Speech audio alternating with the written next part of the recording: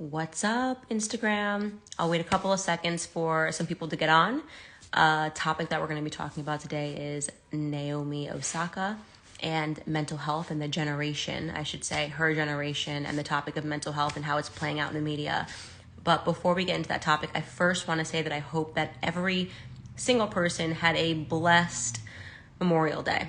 I will assume you had a blessed Memorial Day, and I hope that you took time to just pause and just remember what today's actually about. It's not about burgers. It's not about having a long weekend. It's really about taking a second to reflect and honor all of the fallen soldiers and their families who gave the ultimate sacrifice for our country and our freedom, so that we had the freedom to jump on and talk about topics and give our opinions.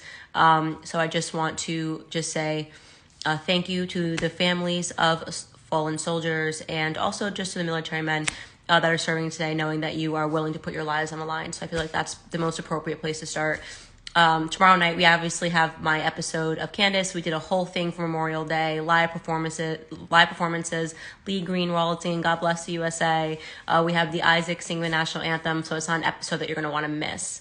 I wanted to jump and do this live, switching gears here, obviously. Maybe not even switching gears. Maybe that's a great place to start talking about fallen soldiers, right? It's crazy to think that just a few short generations ago, we had people that were around 18, 19, 20 years old that were going to a foreign land to die for our freedoms. If you watch documentaries like I do, I talk about this on my show tomorrow, it is just to really understand how young these boys were, not just in America, not just in the UK, in Germany, in Japan. These boys were young and they knew they were going to die. There were some operations where, getting on the plane, 54% chance you were going to die. There were some operations during World War II where these kids, literally 18, 19 years old, knew they were getting on to a plane that did not have enough fuel to bring them back. So they knew it was, obviously Japanese soldiers. I guess that's even something else to talk about in terms of, because Naomi Osaka is, Japanese. These soldiers knew that they were going out for their country to commit suicide. Imagine you were actually on a suicide mission, right? It is just so weird to think that was just a couple of generations ago. That was your average 18, 19, 20-year-old willing to die, terrified, but willing to die for their country and for their freedoms. And today, we have people that genuinely think it is mentally stressful to have to stand for the flag. They think it's mentally stressful to have to speak to the press after a game. And I'm not saying it's not. You know what? I am not Naomi Osaka, right? So for those of you that don't know the backstory, she is the best female tennis player right now in the world. She is the highest paid athlete in the world. She's raking in something like $52 million a year to play tennis, which is an aggressive, it's a hard sport. I'm not going to pretend I don't think athletes have a ton of demand upon their bodies, but you're being asked to play sport, right? And it's interesting to fast forward, because she's in the age group, I think she's 23 years old, of those soldiers that died, right? 3,000 soldiers didn't make it past D-Day.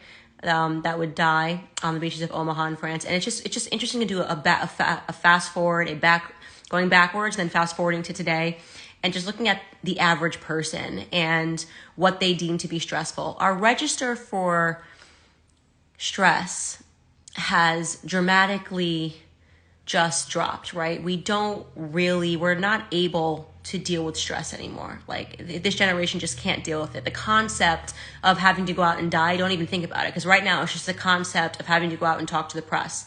Public speaking makes people feel mentally stressed. And some people might think, she's speaking about how it affects her health. We should honor that. But let's just backtrack here, because let's not forget what she actually did. First and foremost, she didn't just try to privately deal with this matter. She didn't say, I'm not feeling okay and I'm not going to deal with this matter. She tried to transform tennis, right? She's a 23-year-old girl. She's good at tennis and she thinks she's the best. And she's not a person that doesn't like press. She doesn't like bad press, right?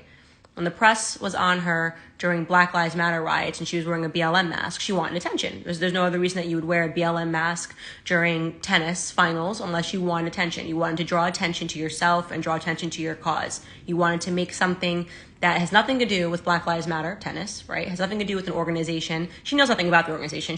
Naomi Saki cannot tell you where the money goes when you donate to Black Lives Matter. She has no idea that it's dark money. She has no idea the money is not going to Black communities, but she wears this because she wants people to pay attention to her. And now everybody wants to be Colin Kaepernick. Everybody wants to figure out how you can take something that everybody likes and ruin it and make it about a political message, right? So Naomi Osaka said, you know what?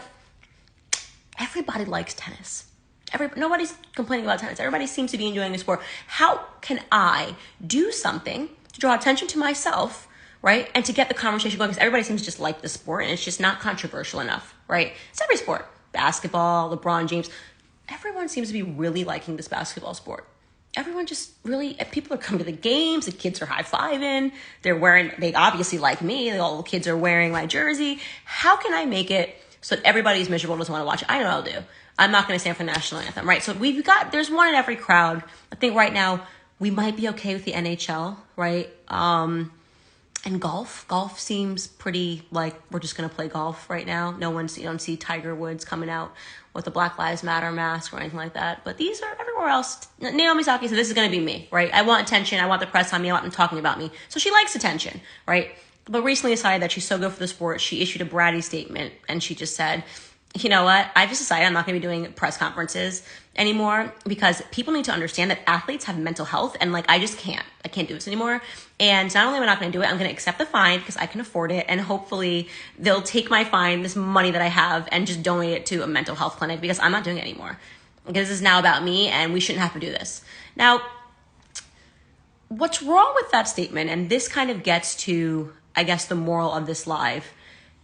For whatever reason, this younger generation that's coming up believes that whatever personal problem they have, everybody now has to join in on their problem. You know what I'm saying? It's not a personal problem. They universalize it. It's like, my name is Candace and I'm allergic to peanuts. And you know what that means? No more peanuts anywhere ever because I'm allergic.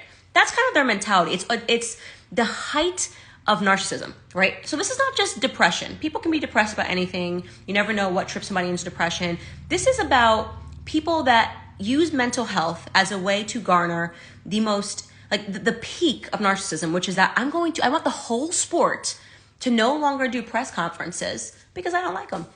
Now, obviously, tennis players come out, and this is why she's now stepped down from the finals, because it kind of blew up in her face. When tennis players came out, some said, and these are top tennis players, I actually like doing the press conferences. And others said, it's a part of the job.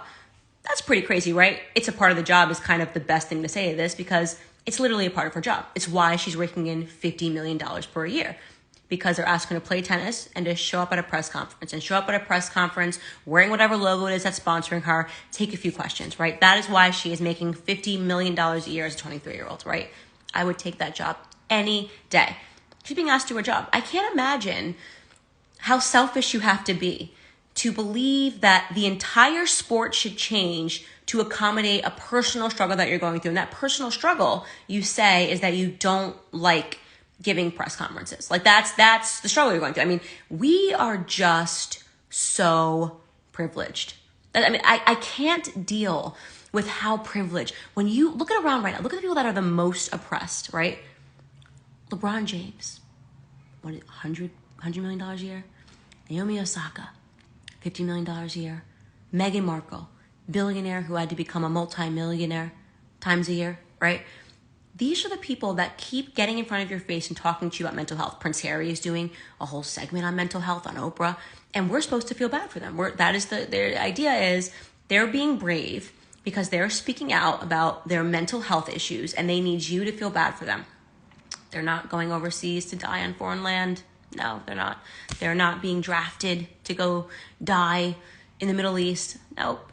They're being asked to play a sport. They're being asked to marry a prince. And they want you to know that press causes them severe mental health. Now, again, maybe it really does. I can't speak for that. I cannot say. Some people think she's lying. I can't say she's lying. Let's say it really does. She just hates public speaking so much that it throws her into a deep depression. And she cannot stay mentally healthy doing this. Don't play the sport. It's that simple. It is that simple. Stop ruining every sport. We're tired of it, okay?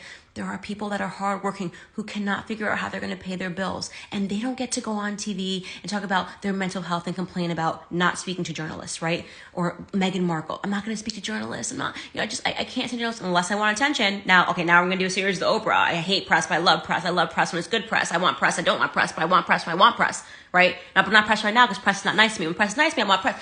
This is their mentality, right? It's selfish. It's narcissistic. And it needs to stop. I appreciate now that after getting, a lot of blowback that Naomi Saki said, you know what? I am just not going to play. Good.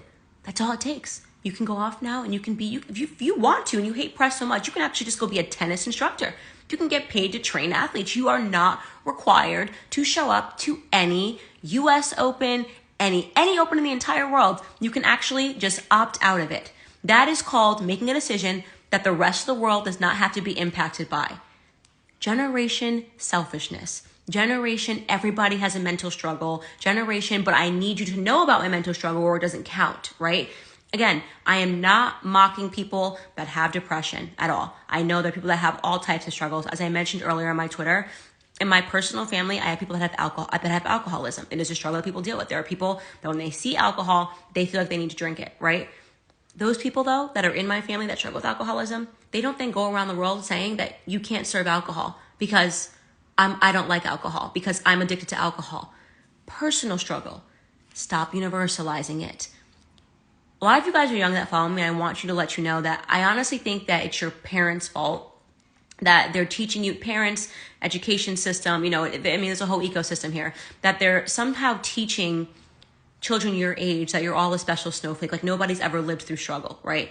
People do, and you should talk about struggle. I'm not saying you should bottle it up and just keep going. Nobody should get to the point that they want to harm themselves, right? But you should realize that because you're going through something, it doesn't mean the whole world has to go through it with you, right? And that's kind of where I'm getting at right now. There are ways to deal with things. I think you should talk about it. Talk about it with your loved one, talk about it with your friends, but stop asking the entire world to accommodate whatever it is that you are going through.